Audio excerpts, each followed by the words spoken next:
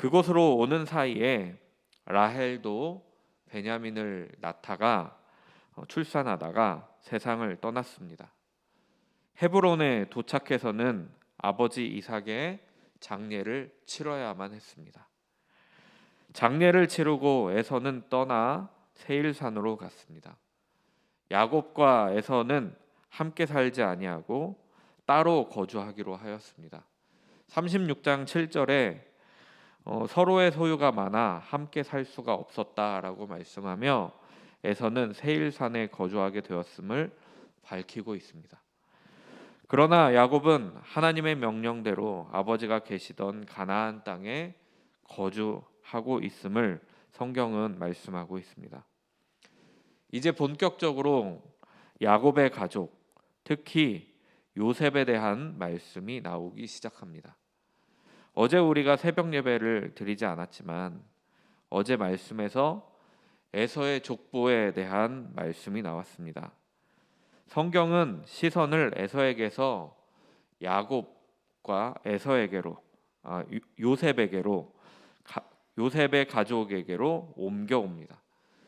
에서의 족보에 대한 말씀이 나왔던 것처럼 오늘은 야곱의 족보가 나옵니다. 특이하면서도 재밌는 것은 에서는 43절에 걸쳐서 족보를 기록해 놓은 반면에 매우 특이하게도 야곱의 족보는 오늘 37장 2절에 족보 같지도 않게 시작을 합니다.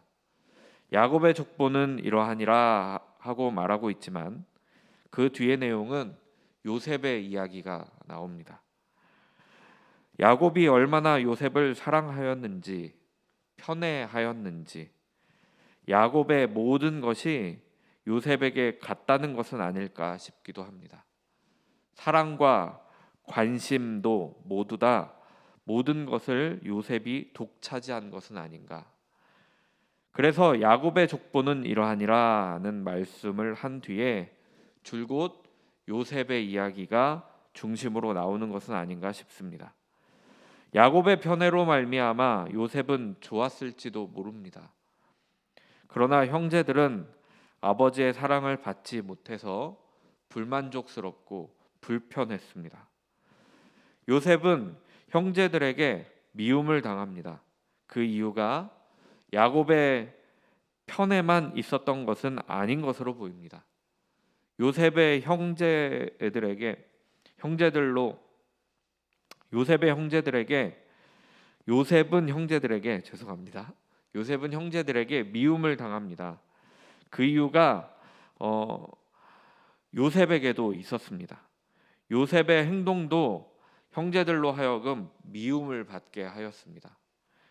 요셉이 양을 칠 때에도 있었는데 그럴 때는 그의 형들과 있었는데 그 중에서도 비라와 실바의 아들들과 있었다라고 성경은 말씀하고 있습니다. 그러니까 단과 납달리, 갓과 아셀과 함께 있었다라는 말씀입니다.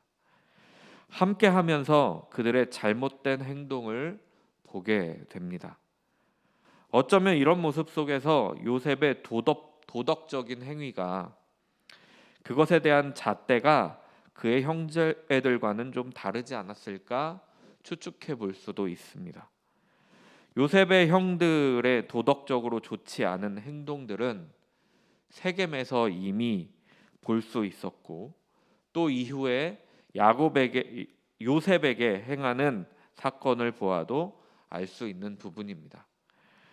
요셉에 비해 요셉의 형들은 행위가 악했고 형제들에 비해 요셉의 행위는 선했던 것으로 보입니다. 양을 치면서 보게 되는 그런 행위들, 히브리어로는 라라고 기록하고 있는데요. 악하다는 뜻을 가지고 있는 단어입니다. 즉 요셉의 형들의 행위가 악했음을 보여주고 있는 것입니다. 요셉은 형들의 그런 모습이 보일 때마다 아버지 야곱에게 일러 바친 것입니다.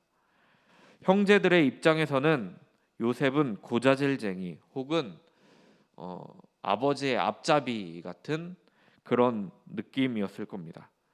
야곱이 가만히 있었으면 또 모르겠는데 그것으로 말미암아 아마 자녀들을 형제들을 혼을 내지 않았을까.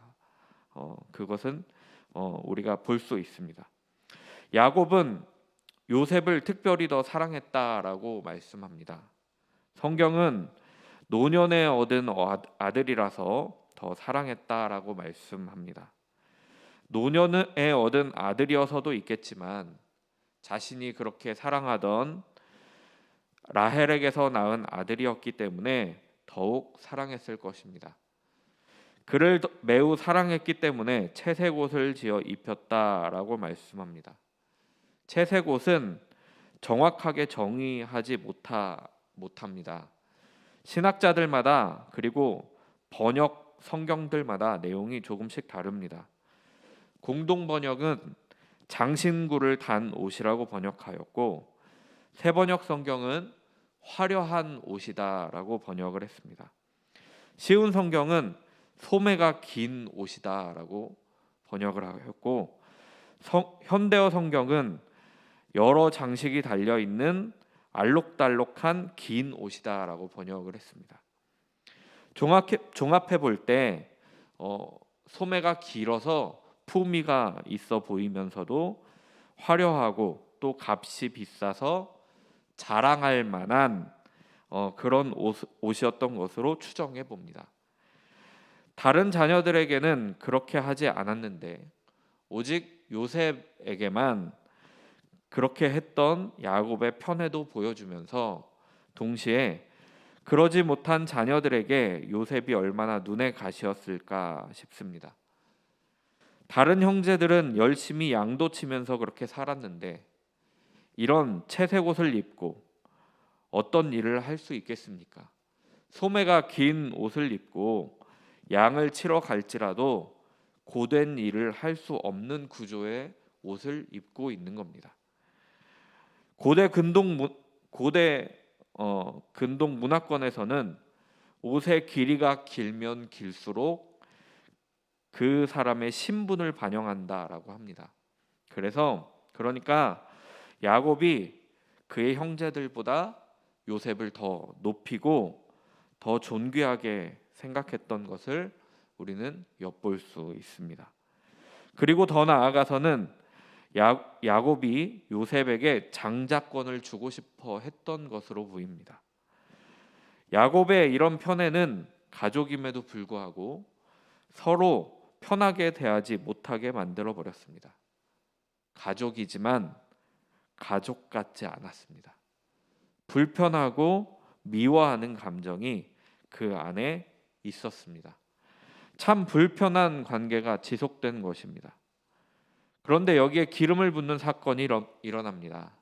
안 그래도 자신들은 입을 수 없었던 신분이 높은 사람들만 입는 채색 옷을 입어서 마음에 들지 않았는데 요셉이 이상한 꿈 이야기를 하는 겁니다. 꿈을 꿀 수 있습니다. 그러나 그것을 입 밖으로 내어서 말하는 것과는 조금 다른 이야기입니다. 특히 창세기에서 꿈은 하나님의 계시로 많이 사용되어졌는데요. 그래서 그 꿈이 훗날 이루어질 것이다 라는 인식이 그들에게도 있었습니다. 역시 당시 고대 근동에서도 꿈에 대해서 미래의 일들이 보여지는 것이다, 미래에 이루어질 것이다 라는 그런 인식들이 당시에 팽배했습니다. 첫 번째 요셉이 꾼 꿈은 형제들이 함께 밭에서 곡식단을 묶는 장면이었습니다. 요셉이 묶은 곡식단이 있고 형제들이 묶은 곡식단이 있었습니다. 형제들의 곡식단이 요셉의 곡식단에 절을 하는 꿈을 꾸게 된 것입니다. 요셉은 그것을 형들에게 가서 이야기합니다. 심지어 6절에 보시면 내가 꾼 꿈을 들으시오라고 말을 하면서 그들에게 꿈 이야기를 하는 겁니다. 내 꿈 이야기 좀 들어보라는 것입니다. 참 생각이 없었던 것 같습니다. 요셉은 형들의 입장에서 얼마나 밉상이었을까 싶습니다. 왕들, 귀족들이나 입는 채색 옷을 입고 아버지 야곱은 요셉만이 아들인 것처럼 그렇게 사랑하는 마당에 그런 꿈을 꾸고 그것을 자랑 삼아 이야기하는 것입니다. 아버지로 인해 혼자만 채색 옷을 입어 형제들 가운데는 안 그래도 좋지 않은 마음이 있었을 것입니다. 왜 아버지는 저 아들만 왕자처럼 세워주시는가 하는 마음이 그들 안에 있었을 겁니다. 그들이 생각했던 그 마음이 요셉의 꿈 이야기를 들은 형제들의 입에서 대번에 나오고 있습니다. 곡식단이 절을 했다고만 했지 곡식단 중에서 왕이 있고 나머지는 신하들이다 이렇게 말하지 않았습니다. 이전부터 있었던 마음이 드러난 것은 아닌가 싶습니다. 그래서 형제들은 이렇게 말합니다. 내가 참으로 우리의 왕이 되겠느냐? 참으로 우리를 다스리겠느냐? 하고 묻습니다. 물론 당시에 절한다는 의미는 치리권과 왕권을 언에 대한 인정을 뜻하기도 한다고 합니다. 이전에 채색 옷으로 인해 가졌던 생각과 꿈까지 형제들의 마음은 이미 상할 대로 상했습니다. 이전까지는 아버지의 편애로 인해 미워할 수 있었습니다. 또 자신들의 잘못을 일러 바쳐서 미워했습니다. 자신들의 잘못으로 비롯되었기에 어쩌면 드러내놓고 미워하지 못했을지도 모르겠습니다. 그러나 이제는 상황이 좀 달라졌습니다. 요셉의 꿈이 그의 교만한 마음이라고 형제들은 생각하게 된 것입니다. 그의 탐욕스러운 마음이라고 생각하게 된 것입니다. 자신들을 무시하는 처사라고 생각하게 된 것입니다. 그런데 요셉은 여기서 더 나아갔습니다. 이제 두 번째 꿈에 대해서도 말하게 되는 겁니다. 해와 달과 11별이 자신에게 절을 했다는 겁니다. 이번에는 형제들과 더해서 아버지와 어머니까지 포함되었다고 여겨졌습니다. 해는 아버지 야곱을 뜻하고 별은 어머니를 뜻한다고 여겨집니다. 라헬은 세상을 떠났으니 아마도 레아라고 추정되어집니다. 그리고 11별, 요셉의 형제들의 숫자와 꼭 같습니다. 그래서 그들은 아버지와 어머니 그리고 형제들이 요셉에게 절을 했다고 꿈을 해석하고 있습니다. 분명 요셉은 성급하였습니다. 설사 그것이 하나님께서 주시는 계시임을 직감하고 형제들에게 말해주어야 한다는 생각을 했을지라도 형제들과 좋은 관계였을 때 이야기하는 지혜가 필요해 보입니다. 또 그것을 있는 그대로 말하는 것이 아니라 돌려 말할 수 있는 지혜도 필요해 보입니다. 어찌되었든 요셉은 그렇게 하지 못했고 그로 말미암아 형제들의 미움을 받습니다. 그 미움이 극에 달했던 것으로 보입니다. 그러기에 이제 내일 읽을 본문에서 나오겠지만 요셉을 죽이려고 하는 마음도 그들이 가지게 됩니다. 그런데 그 이야기를 들은 아버지 야곱은 겉으로는 요셉을 꾸짖었지만 그것을 마음에 담아두었습니다. 성경은 간직해 두었다라고 표현하고 있는데 이 간직해 두다라는 말씀이 샤마르라는 단어를 썼습니다. 지키다, 주의를 기울이다, 세심히 보다, 살피다 이런 뜻을 가지고 있는 단어입니다. 아버지 야곱은 어떤 마음으로 그것을 간직해 주었는지는 모르겠습니다. 야곱도 꿈에서 하나님을 만난 경험이 있어서 그런지 요셉의 꿈이 그냥 단순하게 여겨지지는 않았던 것 같습니다. 그래서 그는 그것을 마음에 담아두었습니다. 기억하고 있습니다. 그리고 세심히 보고 살피게 됩니다. 그것이 하나님의 뜻이라고 여겼기 때문입니다. 우리는 단지 인간적인 감정에 휘둘릴 때가 많이 있습니다. 마치 요셉의 형들이 하나님의 뜻을 바라보지 못하고 인간적인 감정으로만 요셉을 싫어하고 미워했던 것처럼 말입니다. 물론 오늘 말씀 속에서 요셉이 결코 잘한 것 같지는 않습니다. 그러나 야곱이 이스라엘이 한 것은 형제들과 달랐다라는 겁니다. 그가 요셉을 편애하기 때문이 아니라 자신의 꿈에 나타났던 하나님을 믿으며 요셉의 꿈에 대한 이야기를 마음속에 간직해 둔 것입니다.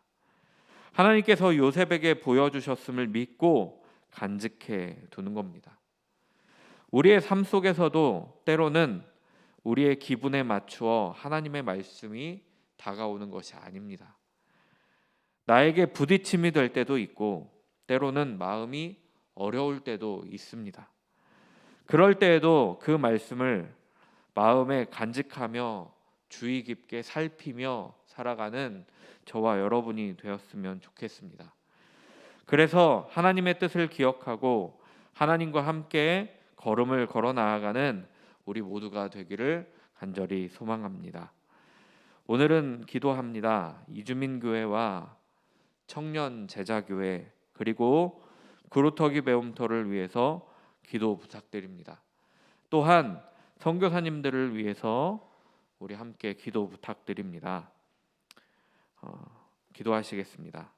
사랑의 하나님, 우리에게 말씀하시는 모든 것들을 귀담아 듣게 하여 주시옵소서. 우리에게 불편하고 우리에게 부딪힐 때에도 하나님께서 주시는 말씀을 그것을 주님께서 우리를 사랑하시기에 주시는 말씀으로 받아들이며 아멘으로 화답하는 우리 모두가 될 수 있도록 인도하여 주시옵소서. 마음에 담고 주의를 기울이며 살펴서 주님의 말씀을 받아들이고 함께 동행하는 시간이 될 수 있도록 인도하여 주시옵소서.